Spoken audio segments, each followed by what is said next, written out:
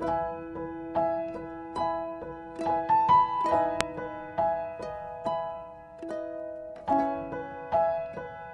namutla at hindi nga nakapalag si Senator Risa Hontiveros kay VP Sara Duterte. Ito nga ay matapos na ilabas ni VP Sara ang mga ebidensyang hawak sa umano'y mga anomalyang ginawa ni Senator Hontiveros na lubhang nakaapekto sa ating maraming kababayan. Kung marunong nga daw man-ere si Senator Risa ay marunong din daw si VP Sara, ngunit hindi daw paninira ang ginagawa niya dahil hawak niya umano mismo ang mga ebidensya. Tila ito na nga daw ang pagbagsak ni Senator Risa at tila nawalan daw talaga ng kredibilidad ang mga sinasabi nito. Narito panoorin ang video sa kaguluhang nangyayari sa Senado.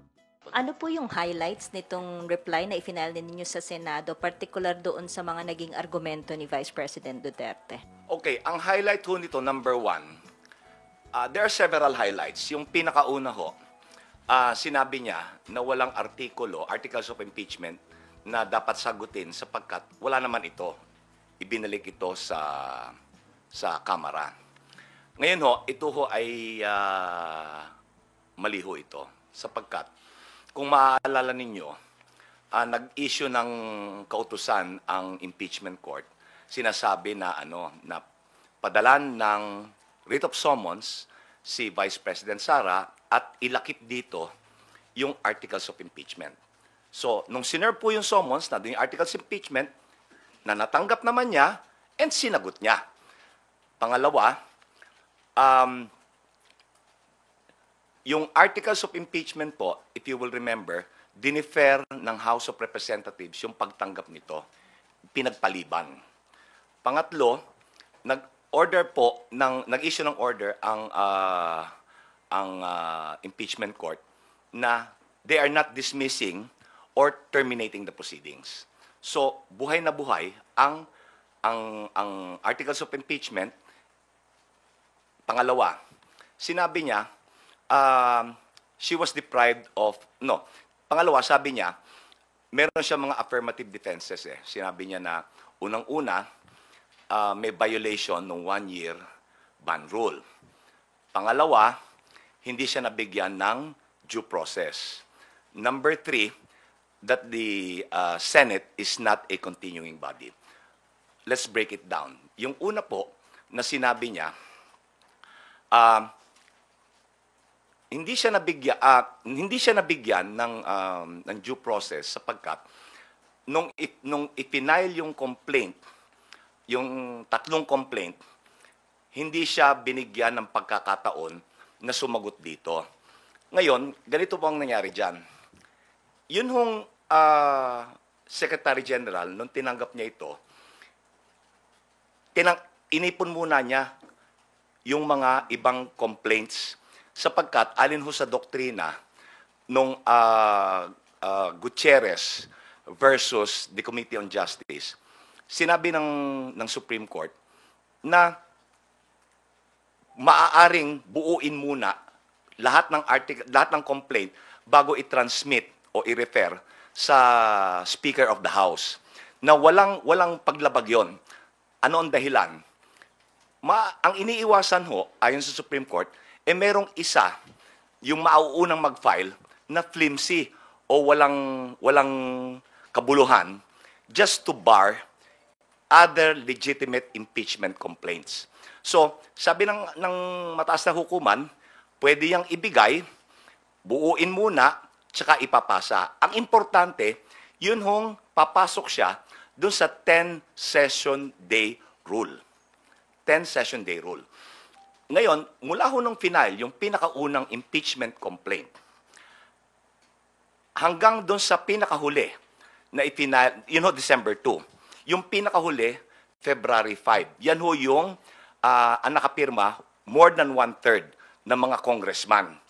Pasok ho yan lahat sa 10 session days na requirement. Such that, nung nirefer sa Speaker of the House, ang Speaker of the House, nirefer kagad yan sa plenaryo. Ngayon, ang nangyari sa plenaryo, dahil meron ng more than 1/3, and ayon sa batas, pag more than 1/3, yan na yung articles of impeachment. So, ngayon, hindi na kailangang i-refer yung tatlo. Dahil may articles of impeachment na eh. Doon ho, sisipa na yung 1-year bar rule. So, yun din ho, ito ay in relation doon sa una ko nabanggit, yung jurisdiction dahil nag-violate daw ng 1-year ban rule. Hindi po. Lahat ho ng impeachment complaint ay pumasok doon sa requirement na 10-session day rule. Pangalawa, ang sinabi niya, hindi siya nabigyan ng due process. Okay? Yung due process, there are two ways of initiating an impeachment complaint. Yung unang kong paraan ay saklaw yung dalawang method. Yung isa, reklamo or complaint ng isang miyembro ng Kamara, verified complaint. Yung pangalawa, verified complaint ng isang mamamayan na inendorso ng miyembro ng Kamara.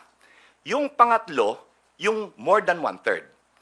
Ngayon, yung due process na sinasabi niya, ito po ay nag-a-apply kung ang complaint was initiated by referral to the Committee on Justice nung first two methods.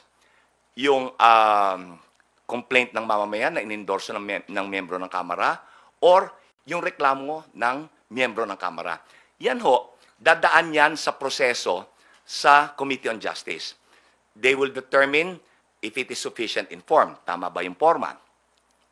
And sufficient in substance. Tama ho ba yung nilalaman? Ayon ho ba yan sa framework? Ngayon, tsaka ho magkakahiring yan. Tsaka magkakahiring. Ito, ang nangyari dito, nagkaroon na ng yung impeachment proceeding ho, nag-kick in yung 1-year ban dahil yung impeachment process na initiate through the more than 1/3 endorsement ng mga miyembro ng Kamara. Kaya ho, hindi na kinakailangang mag-hearing. Ngayon, yung due process ho yan, it is satisfied pagka binigyan siya ng pagkakataon na sa pagkakataon niya na magpresenta ng ebidensya at ipagtanggol ang sarili niya sa impeachment court.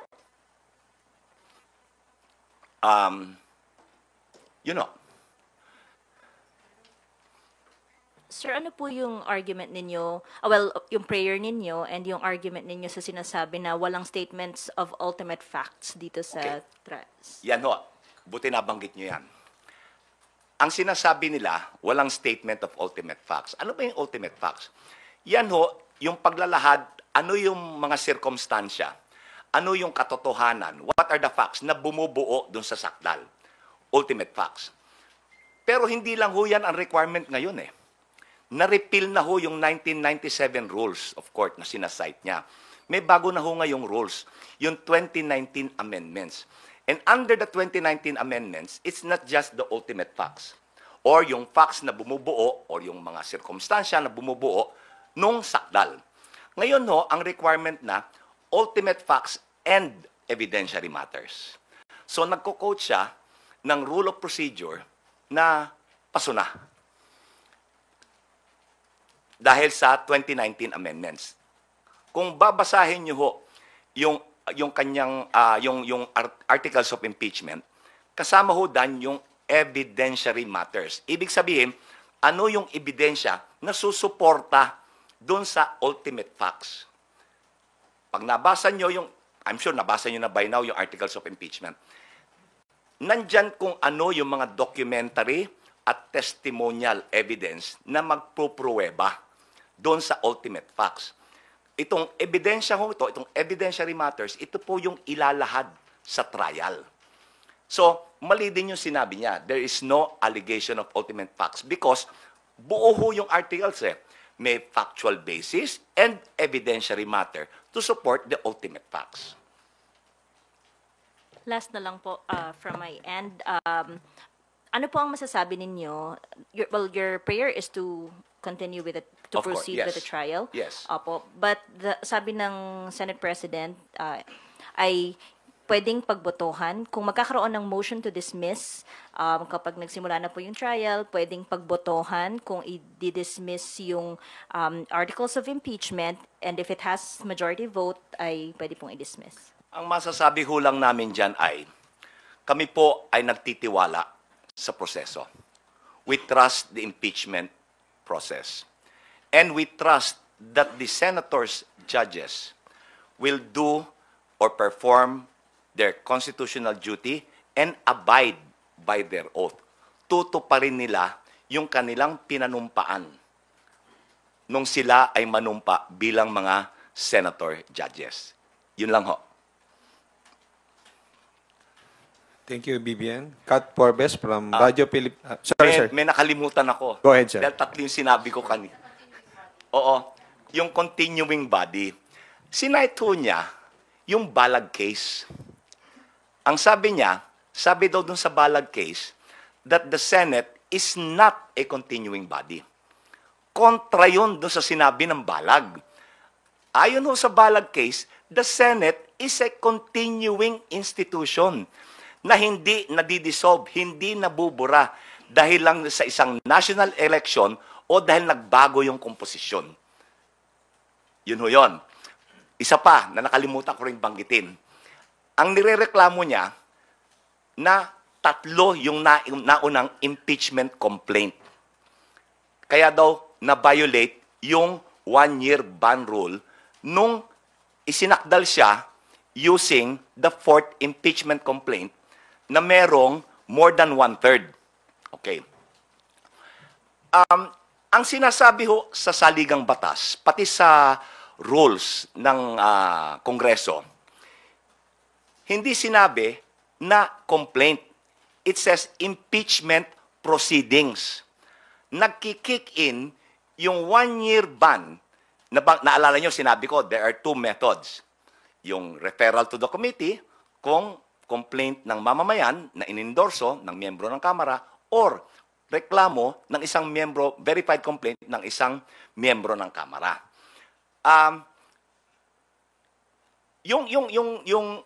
Sinasabi niya na complaint, wala ho sa saligang batas yan. Ang sinasabi ng saligang batas, impeachment proceedings, which kicks in pag nirefer sa House Committee on Justice.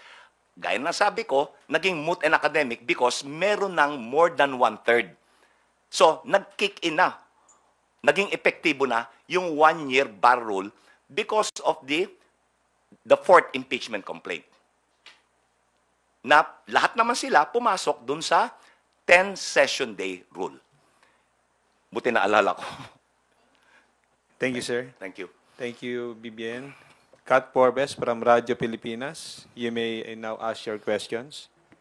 Sir, balikan ko lang po yung dun sa sinabi kanina ni Vivian na yung possibility po na pagbotohan yung dismissal or even nga daw po yung conviction, pwede daw pong pagbotohan siya ng majority.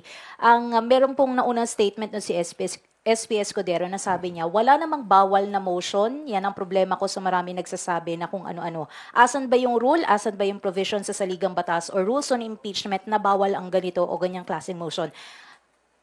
Just because wala pong nakalagay, ibig sabihin po ba, pwede ba siyang gawin? Just because walang explicit po na nakalagay? And pangalawa na lang po, kung sakali man po na umabot po dun sa punto na meron pong motion for dismissal, ano po ba yung pwedeng maging recourse ng prosecution panel? Ulitin ko ho. We trust the process of impeachment. We trust that the senators, judges will perform their constitutional duty and abide by their oath. Ngayon, kung ilalagay nila sa boto yan, hindi namin mapipigil yan. Dahil sila ho yung husgado eh. Ang recourse namin, later on, pag nangyari yan, maaaring umakyat kami sa Supreme Court. Wala tayong magagawa kung mas matagal siya, nandiyan na yung sitwasyon eh. Hindi naman pwedeng tanggapin na lang natin. So, we will find recourse. Pero, hopefully, hindi tayo aabot doon. Hopefully, they will do what is right. According to their judgment. Yun lang po yung clarification. Thank you po. Thank you, Kat. Next question will come from tapos na si Bibian, ano? Si Marian Enriquez from TV5. Hindi po kaya yun din yung gusto sa ng Senado na dalhin ng Kamara, ng prosecution, itong issue nga ng impeachment sa Supreme Court? Ayoko ho maghaka-haka na yan ang gusto nila eh. Mahirap po maghaka-haka dahil magtiwala ho tayo sa proseso. And then, bantayan na lang natin kung anong dapat nating gawin kung umabot sa ganong hangganan. Uulitin ko, may tiwala pa rin kami sa proseso. Kung hindi tayo magtitiwala sa proseso, there will be chaos. Sir, can you elaborate? There will be chaos. What do you mean by that? Well, we are a democracy. We are governed by rules. We are governed by law. Kung mawawalang bisa ang batas, there will be chaos. There should be order. Kaya ho nandiyan ang batas for order. Kaya ho, rule of law is primordial.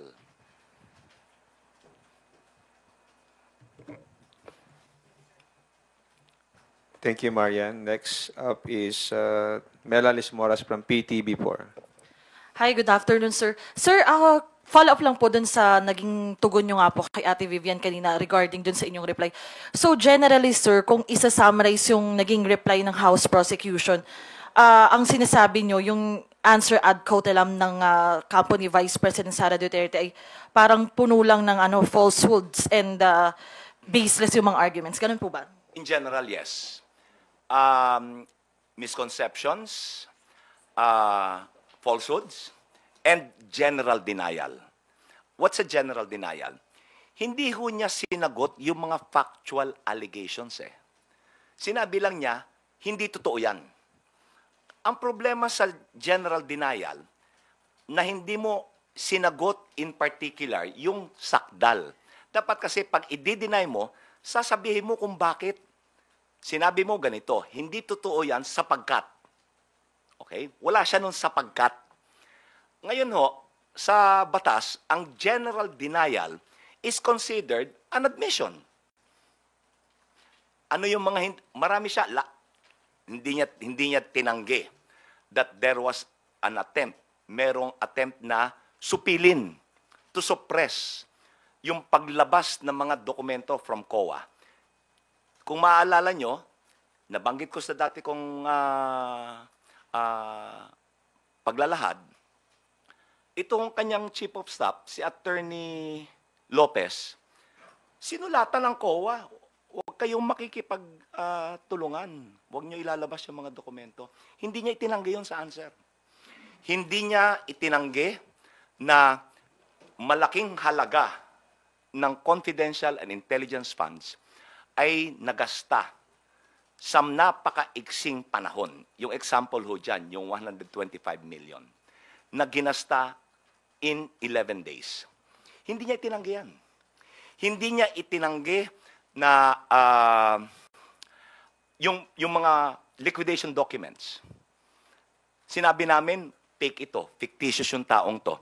Hindi niya in-address yun. Quiet. Sinabi lang niya, hindi totoo. Among others, yun ang ibig kong sabihin, na dapat pag ikaw itatanggi mo, if you will deny it, you should say why you're denying it. Hindi totoo yan sapagkat ito ang tunay na nangyari. Yung kanya, sinabi lang yan, hindi totoo yan. So, sa amin ho, sa batas yan, that's an admission. Opo. Very clear. And sorry sir, last na lang po from my end. By Monday, June 30, 12 noon, ay magtatapos na yung termino ng mga 19th Congress lawmakers, and alam naman natin sa prosecution team may dalawang magtatapos na yung termino. Paano lang po makakaapekto sa House prosecution team yung pagkakaroon na ng mga bagong kongresista, may mga dating kongresista na matatapos na ito? Wala akong pagbabago sa prosecution team. Ang mababago lang ho dyan, yung dalawa na nabanggit ko, na yung dalawang hindi pinalad nitong huling eleksyon, ang papalito ay si Attorney Jokno at si Senator De Lima. Otherwise, wala akong pagbabago. Pero uupo po sila kapag nagbalik session, nagkaroon na po ulit ng session? Paano po? Paano uupo? I mean, paano po ba yung magiging procedure ng pagsali nila, sir, sa prosecution team? Ano mo, we will just, they will be deputized by the House. Kasi kung naalala nyo, noon hong plenaryo na inaprubahan ng Kamara, nung plenary, yung articles of impeachment, itong nakabinbin ngayon, right after that, nag-election ho, inelect nila yung public prosecutors eh. So ang mangyayari ho, magkakaroon uli ng ganon doon sa dalawa. They will be deputized by the House to be the to sit as public prosecutors on behalf of the House. Kaya ho, ang mangyayari ho dyan, it is not House of Representatives versus Sara Duterte. Ang title ho niyan, in re impeachment, the prosecution now will represent the people of the Philippines. People of the Philippines na ho. Not the House. Kasi yung House represents the people of the Philippines eh, di ho ba? So, yun ang mangyayari dyan. Thank you po. Okay, go ahead, Kat. Sorry sir, di ba po nagpa-resubmission ng entry of appearance? Yung dalawa po, magpapa-entry of appearance pa rin po ba sila? Kailangan ho. Thank you, Kat. Tina Panganiban Perez from GMA7 is now recognized. Good afternoon po, sir. Hello. Attorney Bukoy, how did the prosecution reply to the defense's prayer to dismiss the articles of impeachment? Ang sinabi ho namin, yung grounds that she cited for dismissal, walang batayan. So, dapat ma-deny. Walang batayan, yung grounds for dismissal, yun ho yung diniscuss ko kanina. Yung one-year ban rule, she was not afforded due process, Senate is not a continuing body, yun ho kaninang diniscuss ko. Na mali ho lahat eh. So, dapat i-dismiss. Hindi dapat dapat hindi bigyang pansin. So may prayer po yung prosecution na mag-trial na po tayo. Yes. Dapat yung no prohibited motion pero ilang beses na po nasagot. Thank you. Ang prayer ho ng prosecution is to deny the dismissal and to proceed to trial. Yun lang ho naman ang gusto natin eh. Yun ang gusto ng bayan eh. Ilabas ang ebidensya. Ilabas ang ebidensya ng prosecution, and then, ilahad niya ebidensya niya. Thank you. We will now hear from Earl Tobias of IBC 13. Hi, sir. Good afternoon po, attorney. Attorney here. Sorry. Hi, sir. Sir, attorney, connect ko lang dun sa tanong na hindi nga po na for the prosecution, hindi na fulfill ni Vice President Sara Duterte yung dinedeny niya to, pero bakit? Isa po dun sa mga rason na nabanggit niya sa answer ad cautelam ay wala namang limitasyon sa kung kailan o kung gaano dapat kabilis yung paggastos ng confidential funds patungkol po dun sa 125 million. So, attorney, i-consider niyo po ba yun na again, another tactic ng pangti-technical? Kasi ho, ganito, no? Hindi lang ho naman pinag-uusapan kung gaano kabilis ginasta. Saan ginasta? Yung confidential and intelligence funds ho, ay para sa particular na layunin. It is for a specific purpose. Yung lumabas ho doon sa mga hearing ng Committee on Good Government, yung Blue Ribbon Committee, lumalabas na hindi para sa ganoon layunin yung pinagkagastahan eh. Hindi lang ho yung bilis. Nakakadagdag lang yung bilis. Ang bilis mong ginasta, pero hindi para sa layunin na dapat doon mo ginastos. At so, sir, asking directly, yung sagot ni Vice President Sara Duterte sa mga inilatag ninyong kaso ay parang irrelevant o taliwas sa hinihingi dapat? Yun ang scrap of paper. Tinuring niya yung articles na scrap of paper, yun ang scrap of paper. Walang, yung sinagot niya, walang halaga. Okay. Sir, follow up na lang with that. Kasi sabi, without ultimate facts din daw, parang full conclusion, total conclusion, yung buong articles of impeachment daw. At isa dito sa mga sinasite ni Vice President Sara Duterte, wala naman daw pong kontrata doon sa kanyang pagbabanta sa buhay ni Pangulo, ng First Lady at ng House Speaker. Alam niyo ho, yung pagkontrata ng mamamatay tao, hindi ho naman sinusulat yan eh. Hindi ho ba? Hindi naman sinusulat yan eh. I agree to kill, etc. Walang ganun eh. Kasi illegal eh. Eh siya na rin yung nagsabi, kumontrata ako ng asasino, ng mamamatay tao. Hindi naman sa amin ang galing yan, sa kanya. At inulit pa niya. Hindi ho ba? Another interview, inulit niya. Kung maalala nyo, nung una yung sinabi niyan, na ipapapatay ko, may kinontrata na ako, no joke. No joke. So anong kontrata ang pinag-uusapan natin? Kontrata na, nasa kasulatan, nakanotaryo? Come on. So sir, whatever the Vice President stated online and publicly is evidence enough? Yes, kasi ho, siya mismo, ginagamit din niya, admission against interest, ginagamit din niya against the Secretary General, yung interview ni Karen Davila. Ginagamit mo yun, pero ayaw mong gamitin namin yung ginawa mo online, broadcast. So selective. Kung ano yung makakapabor sa kanya, dun siya. Kung hindi, ayaw niya. Di ba? Thank you, Attorney, for the direct answers. Last from my end po. Sa usaping Constitution pa rin, napapag-usapan yung forthwith, pero nasa linya rin po under the accountability of public officers that public office is a public trust. Public officers and employees must at all times be accountable to the people. Sa nangyayari po ba sa impeachment trial, nasusunod po ba yung at all times na accountability na dinedemand sana sa mga public officials? Yan ho ang lalabas after malahad ang ebidensya. Yan ang lalabas after makinig ang panig ng prosecution, makinig ang panig ng depensa. Now, yung question of accountability, papasok na. Titimbangin yung ebidensya ng magkabilang panig. Yun ho ang sasagot, yun ang tutugon sa katanungan nyo. Thank you, Earl. Janes Capanti from GMA Online. Sir, good afternoon po. Hirap maghanap, silaw eh. Sir, Senator Alan Cayetano said yesterday that the Senate will only allow the presentation of evidence against the Vice President if the Senate Impeachment Court rules that the impeachment complaint is constitutional or wala pong constitutional defect. That's what he said.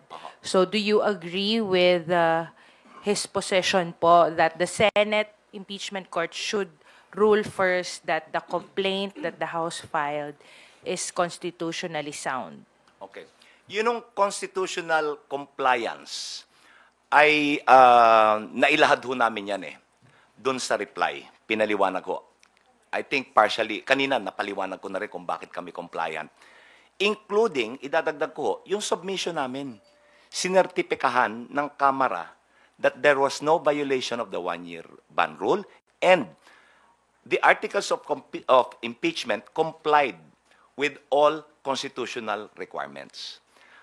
Narinig ko na sinabi ni Senator Cayetano na Follow-up, sir, kasi sinabi niya rin na there's no need to panic, addressing concerns that the trial could not proceed.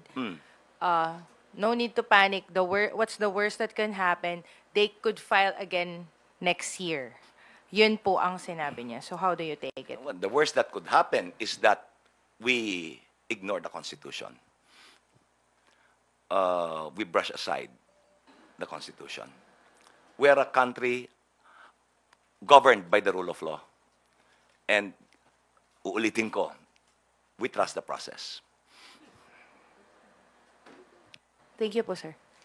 Thank you, Linesca. Big Sumintak from Net25.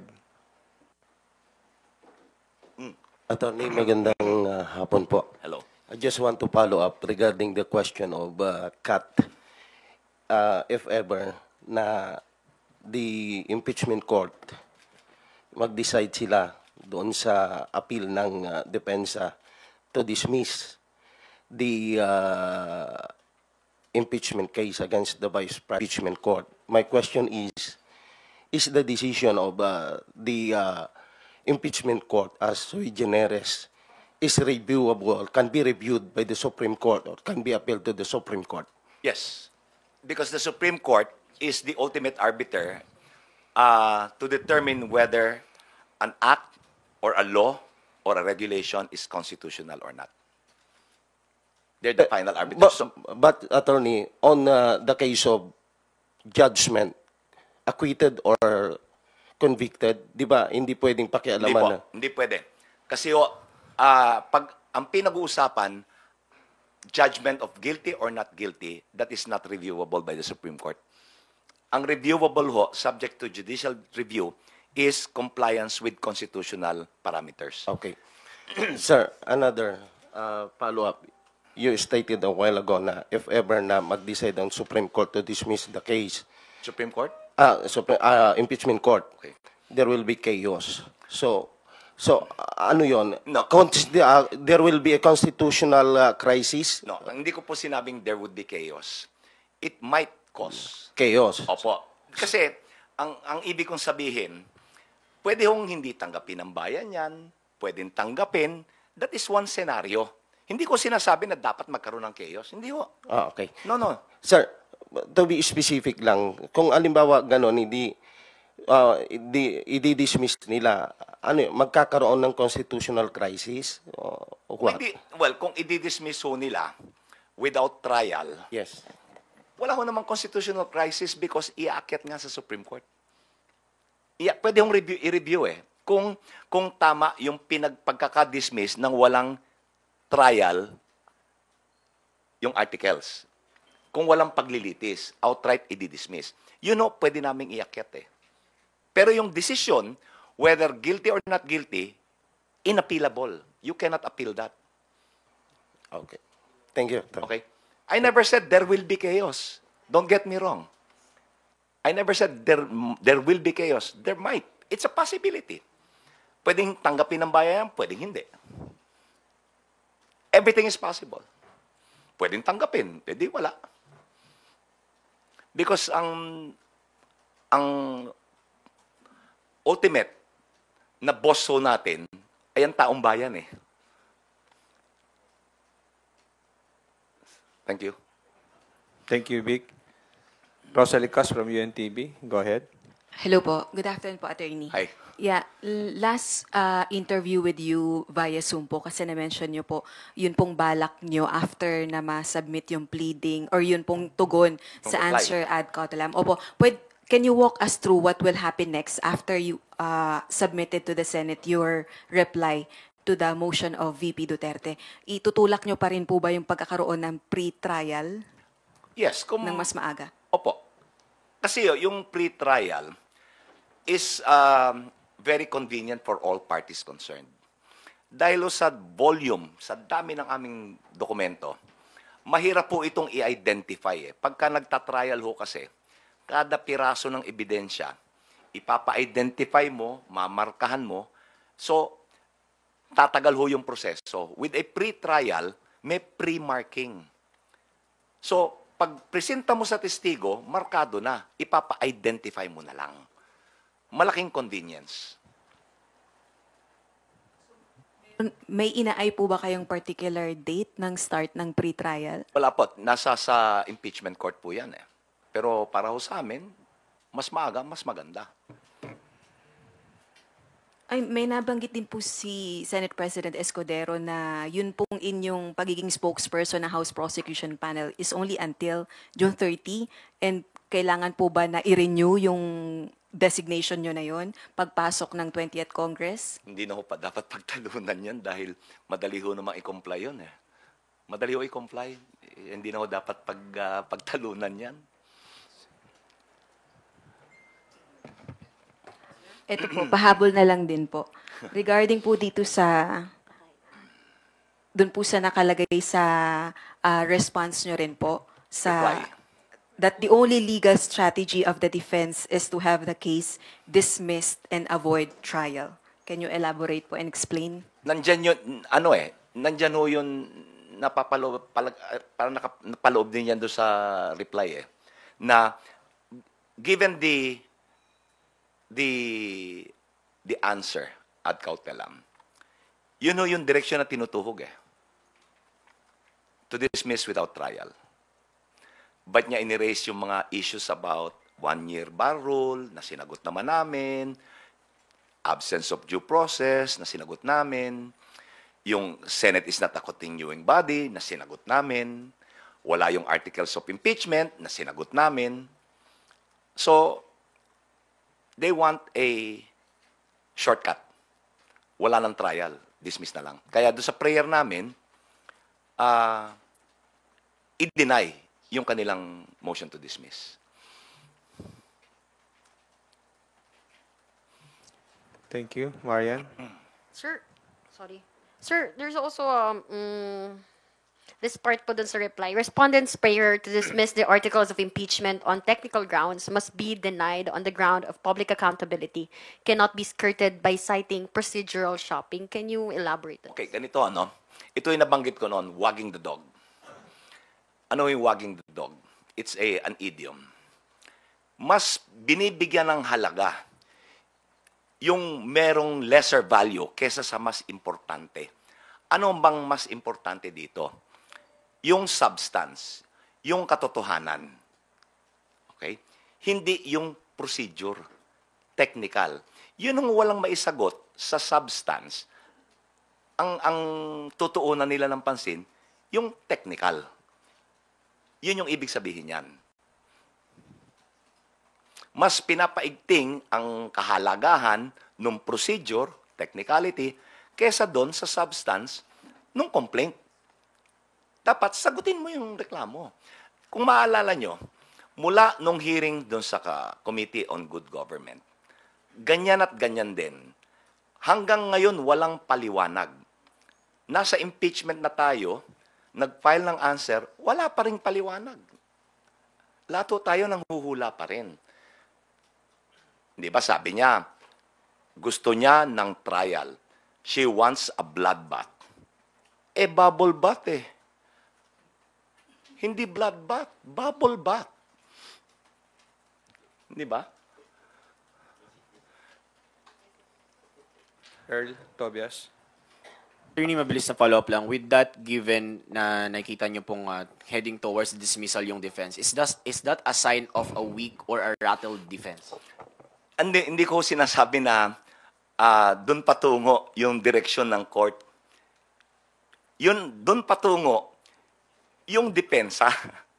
Hindi ko sinasabi na doon patungo yung impeachment court. Ha? I never said that. Doon patungo yung direksyon ng depensa. Ano nga ito? Attorney, ang tanong ko po with then, is that a sign of a weak or a rattled defense from the PP? It's a sign of no defense. Kasi kung may depensa on the facts, gaya ng sinabi ko, hindi general denial. Specific denial. Hindi totoo sapagkat ito ang totoo. Wala nun eh. Wala ho nun. Okay? Sir, sorry. Sorry, follow. Meron daw po kasing mga statement po si EPCC Senator Alan Peter Cayetano yesterday na dapat daw muna bago pag-usapan yung dismissal, talakayin yung jurisdiction nga, no, nitong pagtalakay ng impeachment complaint, lalo kung tatawid pa sa 20th Congress. Kailangan pa ba yan pag-usapan, sir? Sige ho, kung yun ang gusto ng impeachment court wala kami magagawa. Kung ang gusto ng impeachment court, talakayin yung jurisdiction, sige po. Handa naman kami sagutin yun Wait, Bika. I'll just recognize Scott Forbes from Radyo Pilipinas, then you. Sir, out of curiosity lang po, kasi si Attorney Michael Poa, itinalaga po siya as spokesperson ni VP Duterte for the defense. Makaka-apekto po ba yun? Kasi isa po siya dun sa naging resource person during investigation ng Blue Ribbon Committee at kumbaga dun sa part po ng bribery, kasama po siya. So, meron po ba yung conflict of interest? Well, haka-haka ho tayo dyan, no? Pero may definite effect.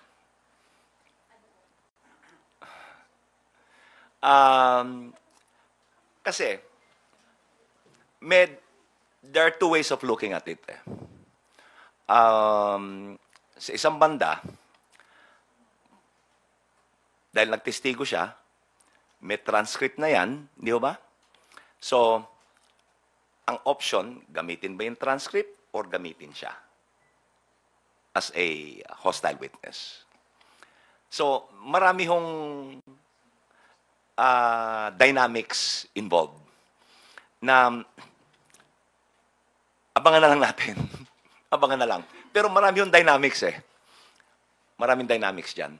Dahil gaya ng what you pointed out, true, ginamit siya. Tumestigo siya. In fact, as a co-conspirator. Di ba? So, I think from there you can draw your own conclusions. Pero may epekto talaga. Thank you, Kat.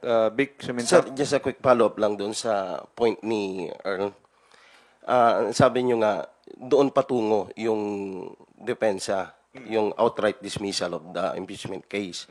Hindi kaya talagang doon pupunta kasi guided by the motion of Senator Judge De La Rosa. In the first place, kaya nagkaroon ng ganyang issue na sumagot sila ng pati sa answer ad quod elam dahil nga doon sa motion na yon to dismiss.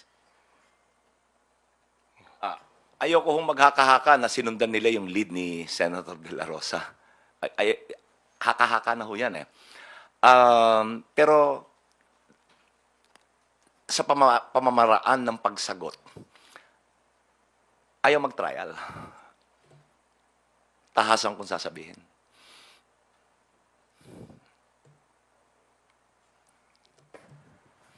Thank you, Vic.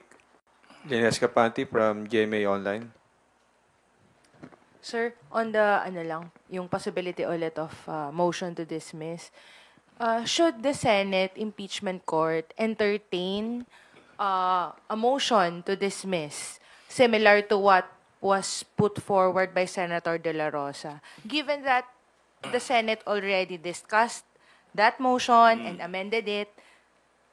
In the event na ganun ulit, may mag-move ulit, kahit hindi si Senator De La Rosa, defense or any other senator judge to dismiss outright, should the Senate Impeachment Court entertain that motion, deliberate on that motion, kahit na napag-usapan na thoroughly before? Hindi ho namin mapipigilan yan kung gusto nilang i-entertain yung motion eh. Hindi ho namin, we cannot object. Sila yung husgado eh. We cannot object kung yun ang unang lang gustin. Pero kung para sa amin, hindi ho karapat-dapat. But nasa sa husgado ho yan.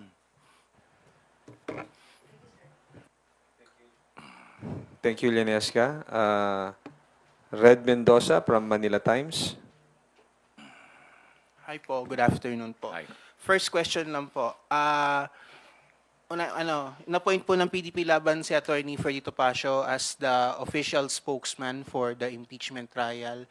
Ano pong inyong masasabi sa pagkaka-appoint ng PDP, the party of the father of the Vice President, kay Attorney Freddy Topacio? Everybody welcome. The more minds, the more ideas, the more discussion para ma-educate yung bayan. Okay lang ho yan. In the same vein na yung announcement po ni VP nung Wednesday na si Attorney Michael Powa is going to be her defense spokesperson. Okay lang ho yan. Attorney, nagsalita si VP sa isang interview sa RT and she said in a foreign media news website or outlet na the impeachment is politically motivated, na it's part of the Marcoses' way to perpetrate themselves into power. And connected daw ang arrest ni PRRD and the impeachment of her. Kasi sinabi niya na nag-file na hindi nagtagumpay yung People's Initiative against People's Initiative for the Parliamentary Reform Government, kaya nag-move ng impeachment against her. Your thoughts po, Attorney, about dun sa sinabi ni VP sa RT interview niya? Hindi ko na ho panghimasukan yung mga sinasabi niya na ito part of a scheme na hindi natuloy yung parliamentary reform. Hindi ko na ho panghimasukan yan, pero masasabi ko lang ho, hindi ito pamumulitika. Ang pamumulitika ho, walang basihan, gumawa ka ng katang-isip na reklamo. Hindi ho ito katang-isip eh. Totoo ito. May investigasyon ito. May mga findings ito. Suportado ng ebidensya. So, paano naging pamumulitika? Ang pamumulitika, you pull something out of thin air. Gumawa ka, nagkatang-isip ka ng reklamo. Ito, hindi ito katang-isip eh. Totoo, may ebidensya eh. So, hindi ito pamumulitika. She also claimed in the RT interview na meron daw isang nagkaroon daw ng nagkabayaran daw sa impeachment. Ito yung sinasabi na 150 million and she quotes yung sinabi ni Toby Chanco na nagkaroon daw ng bayaran for the impeachment trial. She said it in an international news outlet. So, of course, masasabi ng mga, of course, this is Russia Today, state-sponsored, ally ito ni former President Duterte, Putin. So, of course, makikita sa ibang bansa na ang impeachment natin dito, dinadaan lang sa bayaran. What's your take on this? Well, haka-haka lang ho yan. PR. Kung talagang may basihan yan, di magreklamo siya. Ilahad niya yung reklamo, formal niya. Attorney, pag nimabas si Attorney Chanco sa defense at siya yung gawing principal witness dun sa bayaran, is the prosecution ready to cross-examine him? Oh, of course. Kung talaga ho ba naman eh. So we'll test the credibility, we'll test the value of the testimony. Hindi ho namin naawatin. Sila ang may choice kung sinong inuupo nila eh. Just like kami, may choice kung sino yung iuupo namin. And last question na lang po on my end. You said nga po na parang yung sa sinabi niyo na it's a sign of no defense. Of course, parang you're saying na the lawyers of the Vice President, Fortuna Salazar, are not good at defending the Vice President. Kasi sinabi niyo, it's a sign of no defense for the Vice President. So, ano pong ibig sabihin niyo po dun sa it's a sign of no defense? I'm drawing a conclusion from what was filed. Hindi ko hinuhusgahan ang kakayanan ng mga abogado. Dahil, gaya ng sinabi ko nung una, ako po ay nirerespeto ko po yung kakayanan nitong mga abogadong to kasi kilala ko sila. We were contemporaries at the UP College of Law. Kaya nga sinabi ko, the Vice President is in good hands. Mahusay na mga abogado to. Alam nila ang ginagawa nila. Kasi po, medyo lang man po, sinasabi nyo, it's a sign of no defense. Parang you're precluding na na walang depensa yung sa pleading na nakita ninyo do sa answer niya na parang walang kadepensa yung Vice President, parang she's evasive sa defense niya. Yun ang basa namin do sa complaint, do sa answer. Yun ang basa namin. Walang depensa. Hindi ko hinuhusgahan ng abogado. Yung answer ang hinuhusgahan ko. Hindi yung abogado. Gaya na sabi ko, inirerespeto ko ang mga abogadong yan, mahuhusayan. Kung hindi mahusayan, hindi kukunin niya ni BP Sara. Di ba? Hindi kukunin niya kung hindi mahusayan. May tiwala siya sa mga abogado niya. So, inirerespeto ko yan. Yung choice of lawyers, inirerespeto ko. And like I said, she's in good hands. Okay. Thank you. Okay. Thank you, Red. We will now proceed with the closing statement of Attorney Bugoy. Okay, ngayon po, we are at the brink of proceeding to trial. Sana, umusad na tayo para we can put this behind us so that this is healthy for democracy. Ito hong nagiging usapin natin. Ang tao ho ngayon, nagkakaroon ng interest. Ano ba itong impeachment? Ano ba itong pananagutan? Nagiging usap-usapan, nagkakaroon ng pagtatalo, nagkakaroon ng palitan ng opinyon. This is healthy for democracy. Ang akin lang, magtiwala tayo sa proseso, lumabas sana ang katotohanan, kung kinakailangan i-convict, base sa ebidensya. Kung kinakailangan i-acquit, base sa ebidensya. So, sana ho, matuloy yung trial na at umusad na agad pagpasok ng bagong Kongreso. Yun lang po. Magandang hapon sa inyo.